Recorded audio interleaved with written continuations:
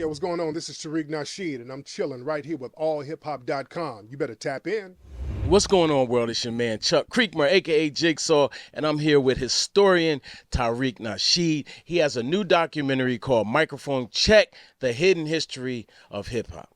First of all, I want to give you props, respect. You've been out here for a long time, putting it down. The Hidden Colors series is legendary. It's really required viewing for pretty much anybody from the States and beyond, to be real, So first of all, how you doing? I'm good, man. I'm out here in New York with y'all, man. Yeah. Loving New York. I love it when I come out here, Yeah. man. I love the energy. Everybody's just doing something. Everybody's moving. So I just like that energy flow, man. That's what's up. So first things first, man. What do you think about Drake and Kendrick? Yeah, I've been getting asked that all week. So Right, yeah, right, yeah, yeah. right. Yeah, the Drake and Kendrick thing, man. It's hip hop, man. Hip hop has always been about battling. People got to understand the difference between beefing and battling. Right. They're right. battling right now. We don't want it to turn into beef. Yeah. Beef is on the streets. Yeah. When it hits the streets, that's when it's beef. They're just battling right now. We want to keep it on wax. Yeah. I think it was very strategic the way Kendrick did his thing. So we should look and learn and be entertained by it, but just hopefully it don't spill over into beef. Yeah. We'll get back to that in a little bit as it relates to the history of hip hop. Yeah. So what made you do this documentary called Microphone Check? And I know parts of it, but tell me what, in your words, what made you do it? Well, you know, I've done the Hidden Colors documentary series. I'm real big on uncovering untold history, the history that's deliberately omitted from us. And I'm also a big fan of hip hop, man. I've always been a hip hop fan all my life. Love the culture, all elements of it. And we've had the 50th anniversary of hip hop, and because there's a big corporate push for hip hop, there's been a lot of revamping of the history of it. Yeah. And a lot of the true pioneers, I don't feel like they've been getting their just due. Okay. So whenever I see documentary films about hip hop that are usually corporately sponsored, they'll touch on the 70s for a quick second, and then they'll jump to the 80s and 90s. Yeah. And they're not telling what happened in that decade after the Kool Herc party. Right. What happened before the Kool Herc party. Right. So I wanted to do a film that focused primarily on the origin of hip hop, all of the elements, and that's never been done before, where you get all of the, or most of the pioneers who were actually there and just have them tell their story from their perspective. Right. Because I'm glad that they're still here, because the dominant society, they'll wait for them to die off. And if they die off and not tell their story, then the lies are really going to start going crazy. So I was glad to get all these brothers and sisters while they're still here to tell the story from their perspective. Yeah. So who do you have in it? I've seen the trailer, but just. Oh man, we got so many wonderful people. We got Melly Mel, the legendary Melly Mel from the Furious Five, the legendary Grandmaster Caz, MC Busy B, who was the first solo MC. We got the first female rapper, Shy Rock. We got one of the other first female rappers, Debbie D, who you know. We got DJ Hollywood, which is very important. A lot of people kind of dismiss Hollywood because he was more of a disco DJ, and we talk about that in the movie too, because there has been a conflict on who was a hip hop DJ and who was a disco DJ. So a lot of people have said this guy is authentic, this guy's not as authentic. So we delve into that in the film. We got the first modern graffiti artist, which is a guy named Cornbread out of Philly. He's in the film. We got the first MC who touched the mic, Coke La Rock. So we just got a whole bunch of phenomenal people in it, man. Yeah. You know, I'm proud to say I know most of the people in the documentary. Almost everybody you've mentioned, I know. Oh, good. Yeah, or met. Okay. Definitely. Hollywood, I would say, is someone I've met several times but never interviewed. But all the rest, I've interviewed. Hollywood is interesting, man, because a lot of people, even Mel said this in the film, he kind of got his rhyme cadence from Hollywood. A lot of people got their cadence from, Hollywood was the first person to really rhyme in bars on record. Like, he didn't rap over breaks too much. Like a disco record would come on and he would rap over the record. Yeah. He was kind of doing the whole Hank Span radio DJ thing. So he was the liaison between Dolomite, Hank Span, and the Melly Mel. So he was that liaison. Just like Love Bug, Starsky, and those guys, they were kind of disco-ish. So there was a blurred line there. But we talk about all that in the film. So what would you consider, what is hip hop to you? What, you know, we all know the sort of standard sort of, you know, typical description of what it is, but what would you say it is? To me, man, hip hop is a culture. People like to say that it's a culture of rebellion, but no, I think it's a culture of people making something out of nothing. Because the brothers and sisters who started hip hop, they didn't really want to rebel. They wanted to be in the Studio 54s. They wanted to go to some of those upscale clubs. They wanted instruments. They just couldn't get it. They were being deprived of it. So they had to make something out of nothing. So to me, hip hop is like taking something and saying, hey, you know what? This is what I have, but I'm going to make the best of it, and I'm going to build something with what little I have. So to me, hip hop is all about urban ingenuity. You know? And that has to be respected, because we got to understand the people who created hip hop, man, these were kids. These were like 14, 15, 16-year-olds. The guy who created Modern Scratchin', Theodore, he was like 13 or 14 when he did it. You know what I'm saying? These were kids doing that. So that's a phenomenal thing. Kids creating the most influential culture in the world right now. Yeah. And Cornbread is always an interesting one, because he's not from New York City.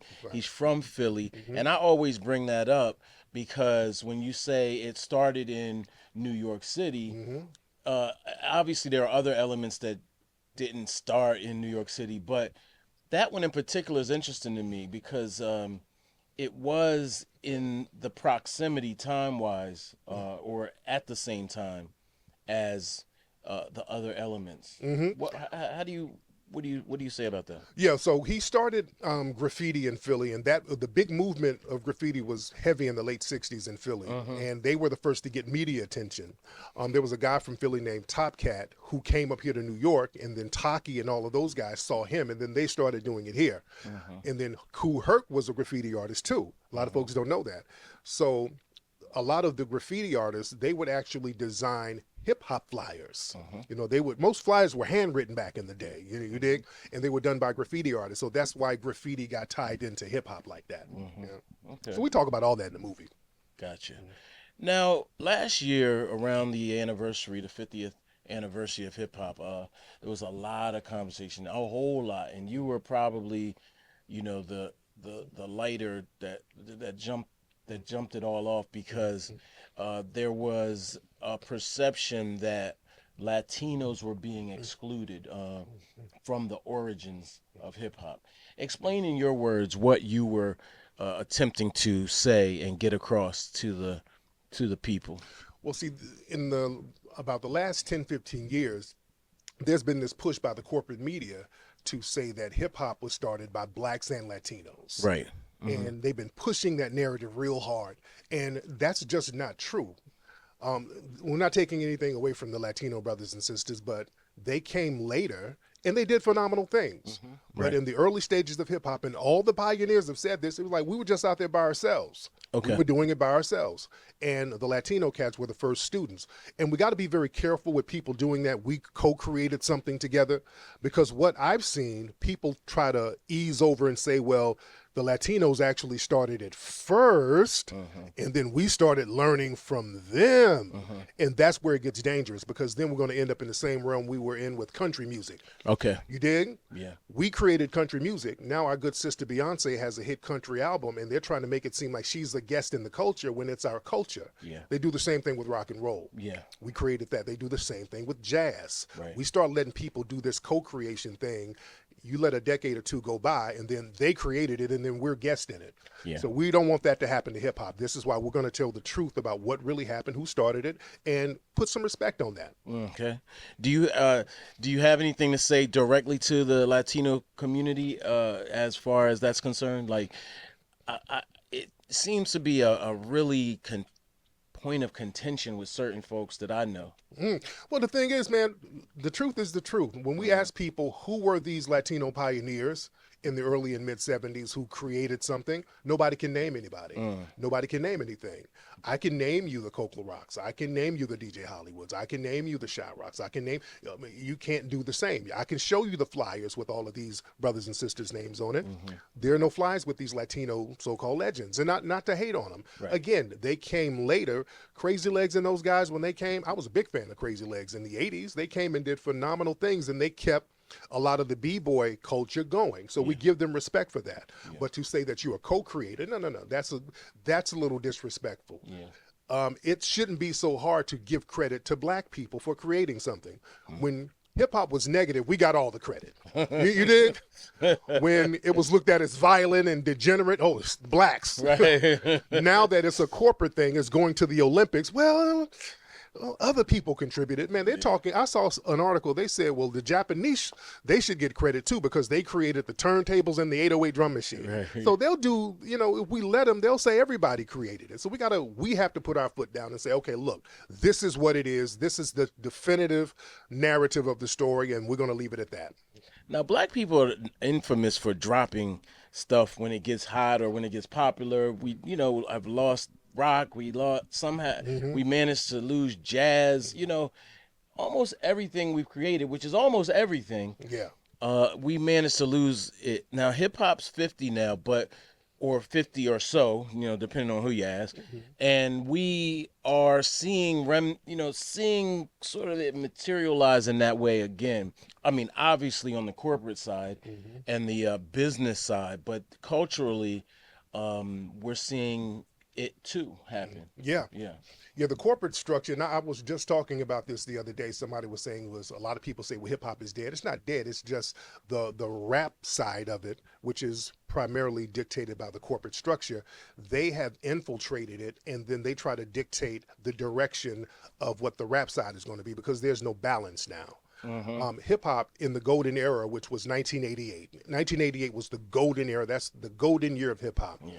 That year had so many diverse artists. Yeah. Most of those artists that came out in 88, they can go on tour now. They were that influential.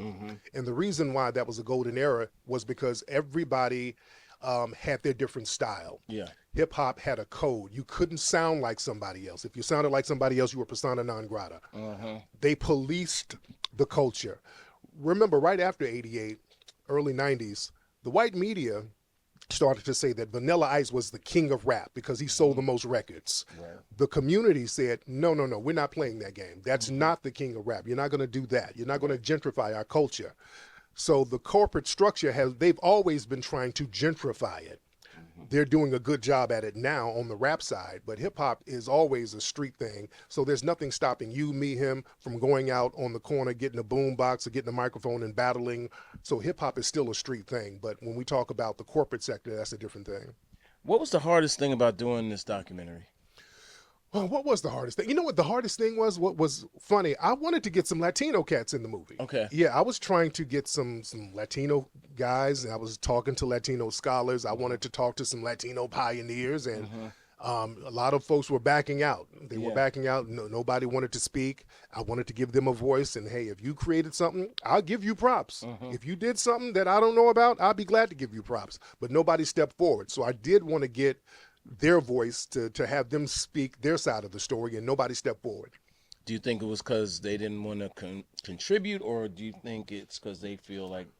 No, because I think it was because they couldn't name any pioneers who were there. Right. That's what it was, because you had Fat Joe who came out and said something very controversial. He said, yeah, blacks and Latinos created hip-hop 50-50 and then ran and then left the room and didn't say nothing. Yeah. And people are like, who are you talking about? What are you talking about? He never elaborated on it. So when you say stuff like that and then you can't back it up, that kind of leaves a bitter taste in a lot of people's mouths. Yeah. So my thing is, let's back that thing up with scholarship. Tell me who were the people, who were the crews, who had notoriety, who were there with some of those black pioneers. Right. Now, what about the notion that they were there early, or there was, unfortunately, I cannot name check the individuals who were in the crew. So there were members in crews and things like that. Yeah, later, like in the Cold Crush, they had DJ Charlie Chase, Latino brother. You had Prince Whip. Who came later? And Whip is a good guy. Whip, he gives it up to the brothers. So you had a couple of guys later on, Ruby D and those guys who came later on. Right. But just in the early stages, the early B-boys, no. The early rappers, no. The early DJs, no. Yeah. And there was also a misconception that some of the early breakers and B-boys were Puerto Rican. Like there's a guy in the movie named Trixie. Trixie is the first hip-hop breakdancer. He's the first hip-hop B-boy. And he talked about in the movie how many people thought he was Puerto Rican. Like, I'm not Puerto Rican. I'm black from North Carolina. You know? Yeah, true. So a lot of those other people were just not around early on. You mentioned something about Kool Herc you know, the big three. Yeah. Cool Herc, Grandmaster Flash and African Bambaataa. right? Not starting it. What do you mean by No, that? they weren't the Creators? the only ones. The only ones, okay. Because what they try to do, the Source magazine did this in 92, 93. They did a cover and they had from what I understand, DST said that there were a bunch of pioneers there, and they got 3 of them to the corner and took pictures with them and said, "Hey, this is the holy trinity of hip hop." Right. So they made it seem like hip hop was just started by Flash, Bam, and Herc, and there were so many other early pioneers around at the same time. Yeah. So that's what we're saying. Yeah. There were other people around co-creating it with them. Name check some of those people, because Yeah. I heard in an interview you did some of the folks that may not be mentioned so much. Right, there's a guy named DJ Smokey. He had a group called the Smokatrons. He was right there alongside with Herc. DJ Barron was there too, and Barron was at that first party. He got down with the Funky 4 plus 1 more. He's very influential, and he was there from the very beginning. Another very, very important person that we spent some considerable time talking about in the film is Disco King Mario. Okay. Now, this guy was very important. He was one of the first hip-hop entrepreneurs. He was the one who was able to secure a lot of the venues where they could play. And also, he was a member of the Black Spades. And we got to understand, in the 70s, you had gangs all over New York. In the Bronx, very dangerous. So you couldn't be lugging around your equipment like that and not know people. So Mario was clicked in with the streets like that. So he was able to move and shake around. And he was very well respected. And he's a pioneer that's really unsung. And we talk about him in the movie. Okay. I noticed at least what I believe to be a little bit of AI usage in the trailer.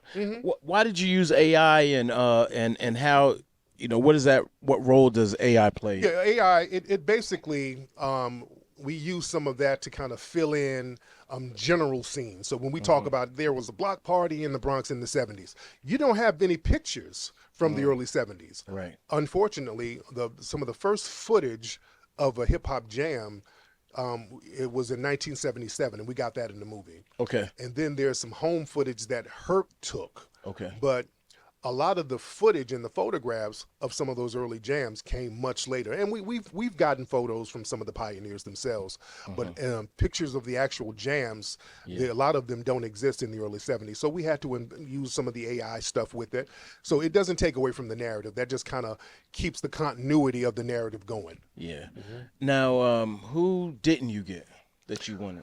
I wanted Flash. I wanted Grandmaster Flash, and I spoke with him, and we were trying to coordinate, but he was about to go out of the country because, again, we're filming right during the anniversary of Hip Hop, the 50th, so he was all over the place. But shout out to Flash. He was very cordial. We just couldn't get the scheduling together. I wanted to also get Curtis Blow. I couldn't get in touch with him in time.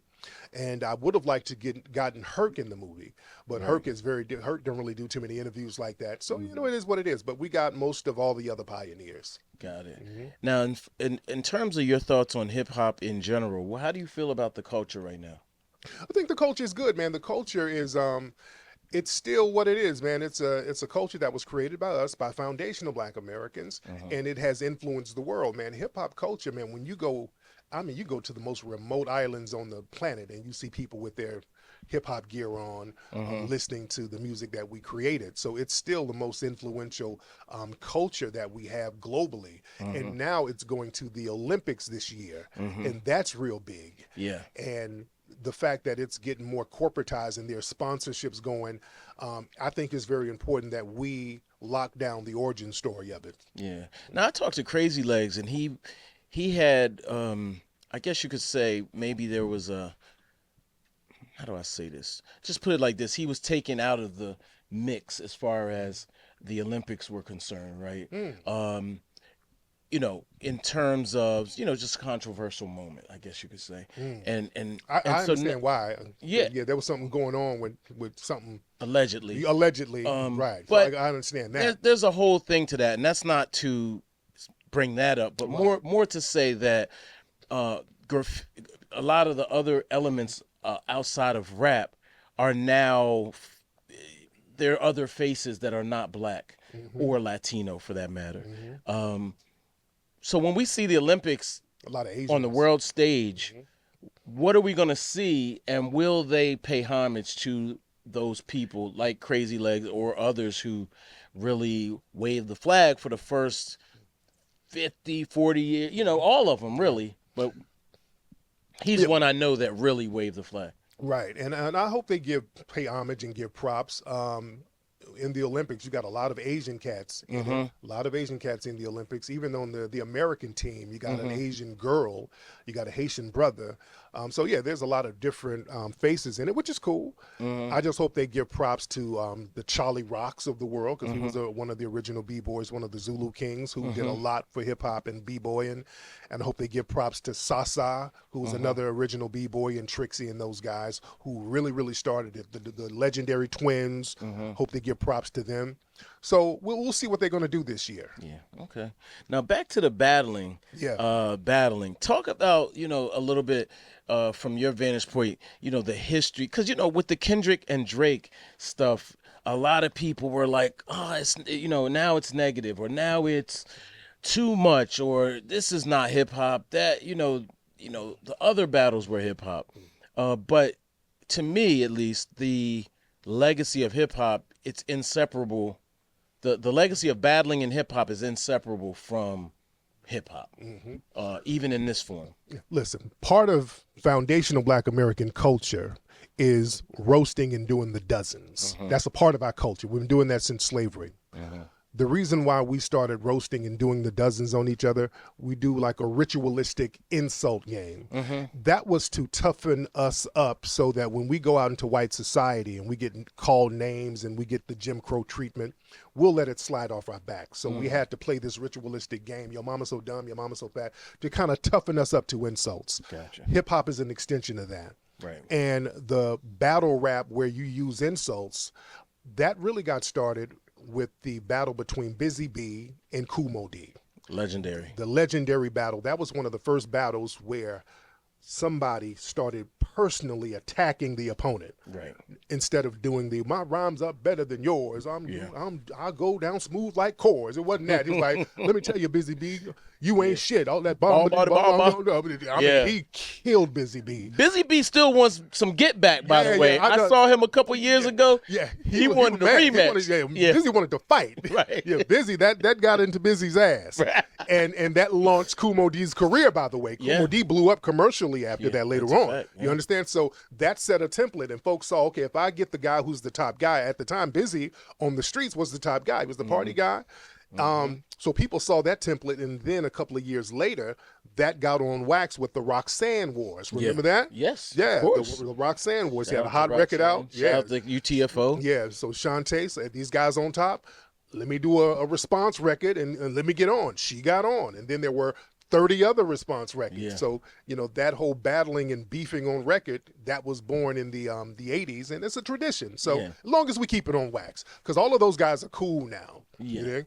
And we saw the real competitiveness of it when you got whole boroughs involved with the bridge wars. Yeah, KRS-One. Right, so you had whole boroughs battling each other. KRS-One destroyed Queens for a minute, man. Yeah, until Nas came back out. Right. Yeah. Nas had to revitalize Queens. Yeah, he brought the whole project. He brought the whole thing back, man. So, you know, and Nas got good because of that.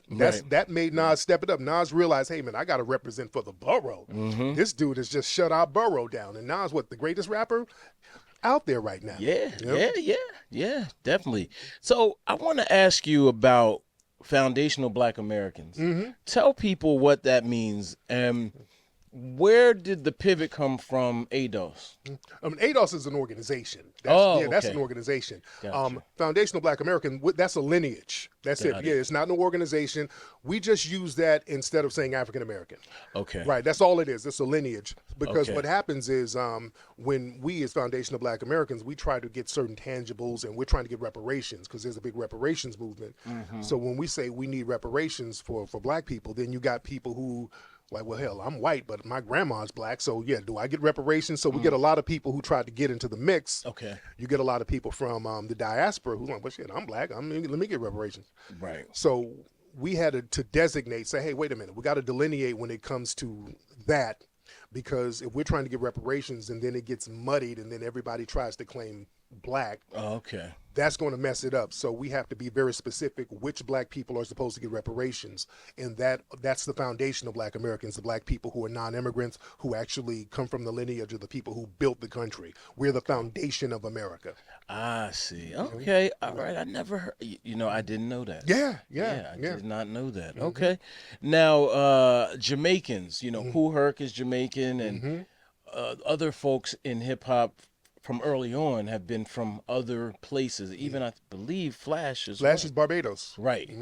How does that factor into the creation and origins of hip hop? No, they came over and basically emulated some of the music that they saw here, because that was another myth, that Kool Herc came over and brought the sound system culture from Jamaica, and that he brought Jamaican toasting, and that's where rapping came from. That's completely not true. Completely not true. They used to say that Coke La Rock was Jamaican. Yeah. He's not. Coke La Rock's family is from North Carolina. Yeah. And when you talk to all the pioneers, nobody heard Jamaican toasting records. Nobody was listening to it in the Bronx. You listen to old interviews of Herc. Herc said, I couldn't really play Jamaican music. The crowd didn't like it. You dig? So nobody was listening to, and nothing wrong with Jamaican music. It was just very slow. During the early 70s, we were funky, man. We had James Brown, so it was very upbeat. So we had to clear that myth up. We didn't get any rapping from Jamaican toasting. There's records of us rapping on them since the 1920s. Yeah. You can look up videos of groups like the Jubilaires rapping in the 1940s. There was a brother named Pig Meat Markham who had a couple of records in the 60s. Here Come the Judge. He's rapping over a funk beat. Yeah. You know? So we've been rapping on records for a long time. Yeah, definitely. What would you like to see happen in hip hop? I would like to see hip hop get more balance, man. We used to have balance back in the day, and now there's no balance because the corporate structure has gotten a hold of it. So what they do is make carbon copies of whatever is hot. So if something is hitting, they'll make 20 of those, and that shit becomes boring. Right. Right now, a lot of people complain about the Sexy Reds and all of these people being the face of women in hip hop. And look, there's nothing wrong with a little ratchetness, as long as there's the balance to it, man. In the 90s, we had Lil' Kim and Foxy Brown. They were ratchet. They were ratchet. They rapped about ratchet stuff. But it was cool because you had something to balance that. Right. For Foxy Brown and Kim, you had Lauryn Hill. Right. You had Latifah. Latifah, Yo-Yo, Light. You had so many other women who could balance that out. Now, you don't have that balance. We get Sexy Red, Cardi B, Nicki Minaj, Glorilla, City Girls. Everybody's rapping about their coochie. So there has to be a balance. We got to have more of a balance. With the guys, too. With the guys, too. With the guys, I'm not trying to just put it on the women. We need more brothers, balance with the guys, too. Corporately, it seems like they're resistant to putting those types of artists out, those balancing artists out. They are. They are. They want to have a kind of a cookie cutter thing, and also they want to dictate the consciousness of the community when they put certain records out. Man, there's a reason why they put certain artists out, and certain artists get backed. The corporate structure don't want to back conscious artists. They don't want to back another Chuck D or an Ice Cube, because those guys are going to say, hey, we need to be owning our masters. Right. You know what I'm saying? Yeah. They don't want guys too smart. They want to promote the guy who's drinking lean and who's high on a Percocet, because you can take all that nigga's publishing. You understand? So there's a reason why they promote certain folks.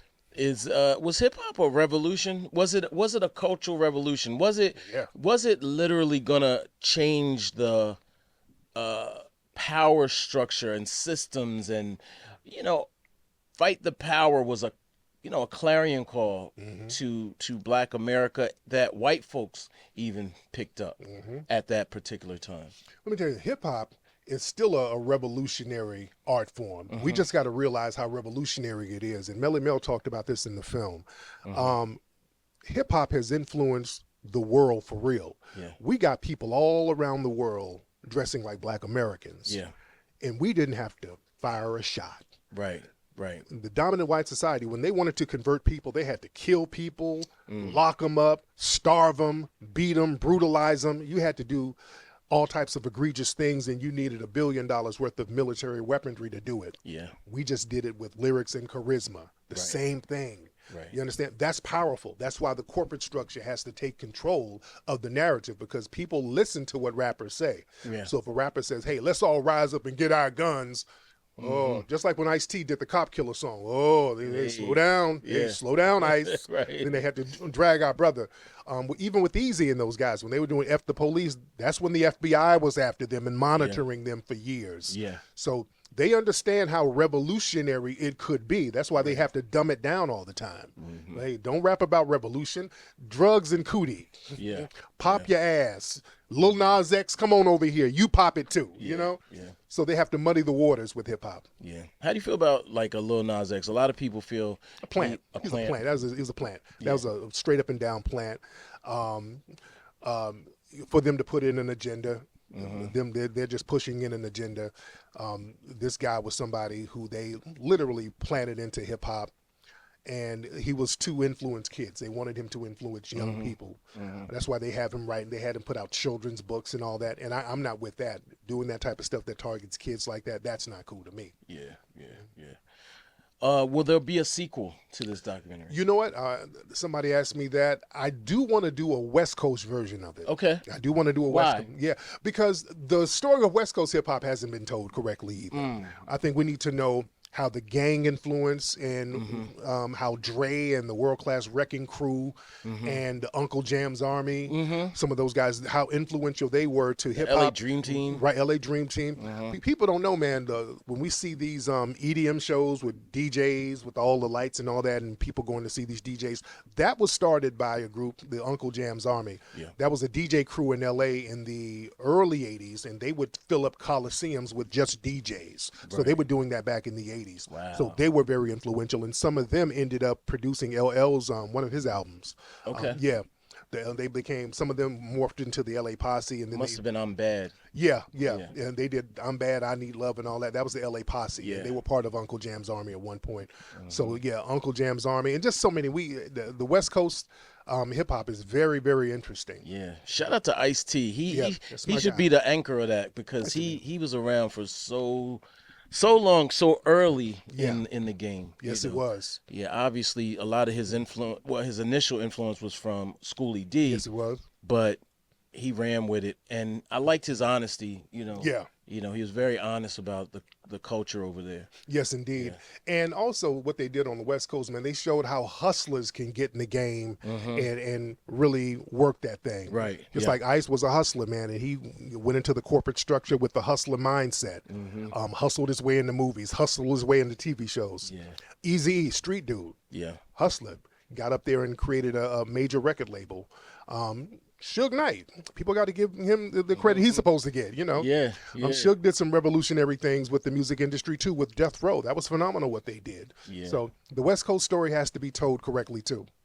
In your opinion, there's always been, well, we kind of talked about this, but COINTELPRO was a real thing that we know now and acknowledge now as it related to Black liberation, civil rights, et cetera, Malcolm Martin, and all of those folks, and then some, the Black Panthers, and then some.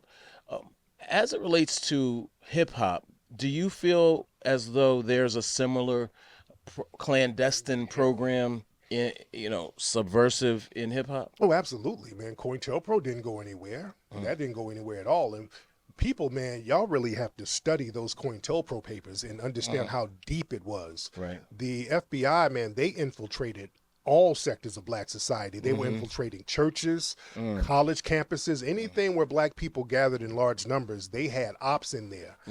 And we got to understand that didn't die. The hip hop structure, they still have those same ops, those record labels. Some of them, those executives, are part of the COINTELPRO program. Wow. We got to really look at it from How that do you know point. that? You can look at what they promote. Right. Look at what they promote and look at how damaging some of that stuff is to Black society. You understand? That stuff is, when you put out too much of Sexy Red, and I'm not trying to beat up on Sexy Red, but when you make that the face of Black womanhood, that's dangerous on Black women in the streets. When we see Black women end up missing and the cops don't do nothing, that's a reflection of that. Yeah. We've been seeing recent stories of many Black women showing up dismembered by people. You understand? That comes from that narrative. Anytime you have a negative media image of people, there's going to be some level of violence. During the Jim Crow era, when they had these movies of us and with big lips, and they had these movies of people in blackface, that's when we're getting lynched the most. Right. Because people use that as justification, like, okay, these people aren't really human, so I can treat them any kind of way. So we got to be very cognizant of the images that the corporate structure will put out. And also, when they elevate certain black executives too, like what they're doing with Puffy, they'll elevate a black exec and have them doing this and that, and these white execs will be safe while the black exec is getting all types of RICO charges on them. Yeah, definitely. Do you feel like the black, I've challenged folks for a minute with regard to the mogul era and then the aftermath of the mogul era, right? So in the 90s and the late 80s, 90s, et cetera, we owned a lot of these companies.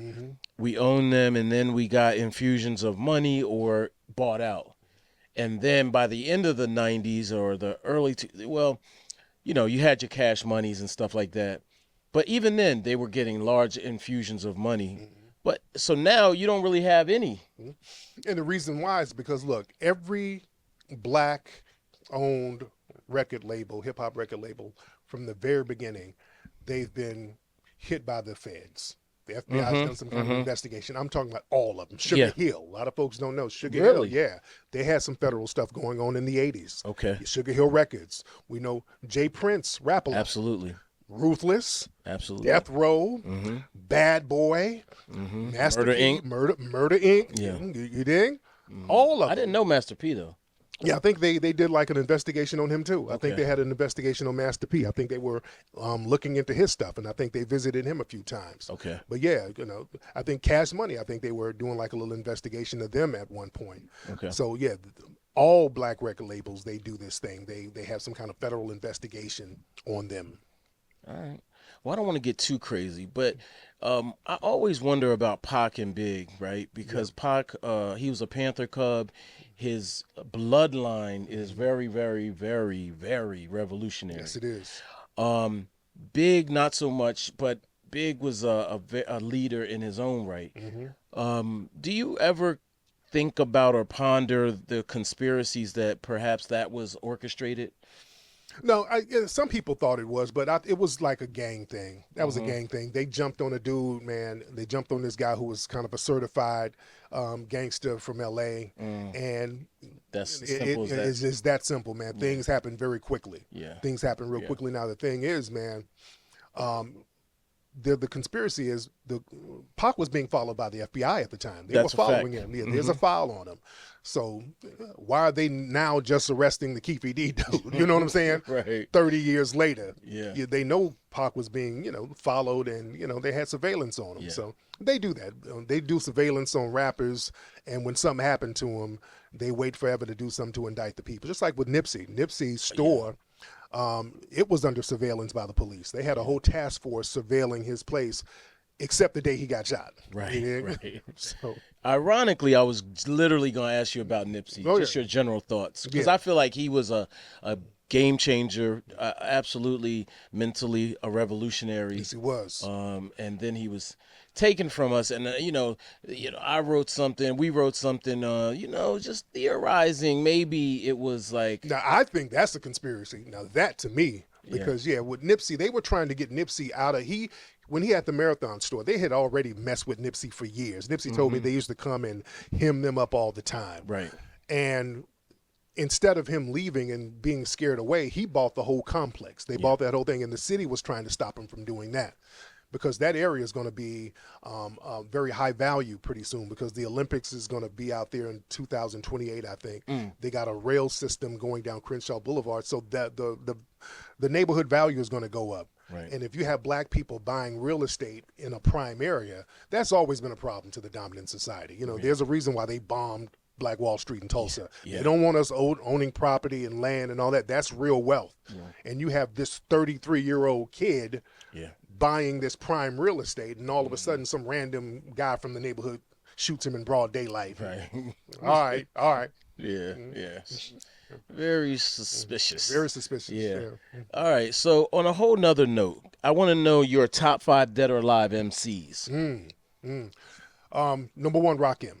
Rakim lyrically changed the game, just with the way he flowed, the voice, the inflection, the lyrical content, also the consciousness he brought into it too. And that everybody was emulating that. He literally took the game to a whole different level.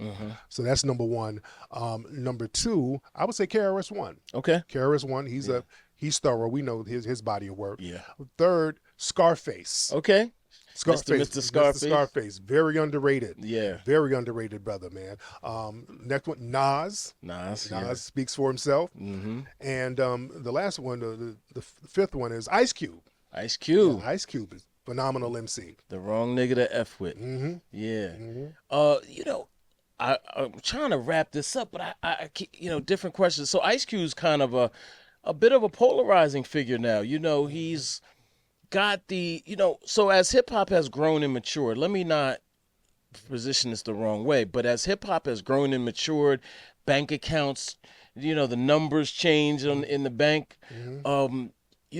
People's politics may change, or their views on life may change. Right, they may right. change. Yeah, when you get older, right. When you get older. So you're not that rebellious teen anymore.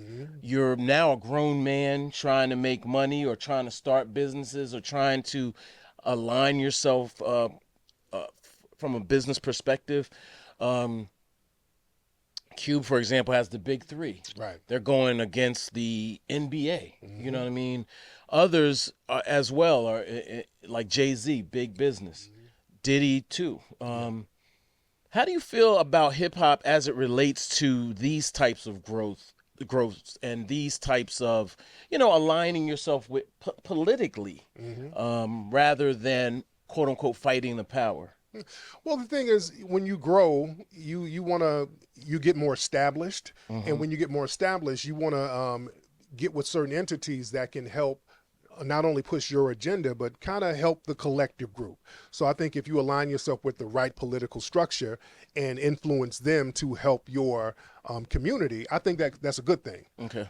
Not just line up with them just for yourself. Right. Like if you say, hey, I'm going to get with this Democratic donor, but I want them to push for medical aid or whatever. So it just depends on what your agenda is. Yeah. I'm very proud of Cube and other people like that, transitioning into other things. You can't rap all your life. Yeah. You dig? Yeah. Some can, though. Some can. Some people still going. Some can, but you need to diversify. Yeah, true. You have to diversify. I mean, you can go on the road and rap your old songs, but hip hop is a very youth-oriented genre. So you coming out with new material that has a time limit, especially in hip hop. So you do want to branch off into other things. Rick Ross got the wing stops and all that. Yeah. That's a beautiful thing. Yeah. And what's interesting, man, when Hammer was doing that stuff back in the day, Hammer got criticized for it. And I think our brother Hammer got a real bad rap. Yeah, he did. They were saying, oh, you're selling out and you doing that, when he had the British Knights and all of this stuff. Now everybody and their mama is doing corporate deals and endorsements and merchandising, and Hammer led the way in that early on. Yeah, the first through the ceiling gets all the cuts. Yes, indeed. Yes. Shout out to Hammer. Yes. Well, I wanted to say, man, appreciate you coming through. My man. Matter of fact, give a young person, you've been here for a minute, give some advice, not just to young people, but to anyone. What would you give them to encourage them or to advise them on how to make it in this very, very complicated world we're in? All you got to do is trust yourself. If you trust yourself, you're going to be good. That's what confidence is. Confidence is all about trusting yourself. Once you trust yourself, other people will put trust in you, and then you can get other people to invest into whatever you have going on, because that's what the name of the game is, to get the audience, to get investors, to get other people to invest in your vision. Right. And if you have a trustworthy disposition, you can get anything popping you need to get popping. All right. Any final words, and what's next for you? That's it, man. Look, Microphone Check coming in theaters all around the country. Then the Blu-ray will be out. Also, we got a rally for reparations happening in New York, not in D.C. In D.C., Okay. June 15th, 2024. I hate to date my interviews. I hate to date them. But we got a rally for reparations. So go to reparations.com to get more information on that. Wait, will we get reparations? Yeah, we'll get it. We will. Get it. We will get. All we got to do is be focused. Okay. We'll get that. We'll get it. All right. Yes, indeed. All right. Everybody else got it. Yes, indeed.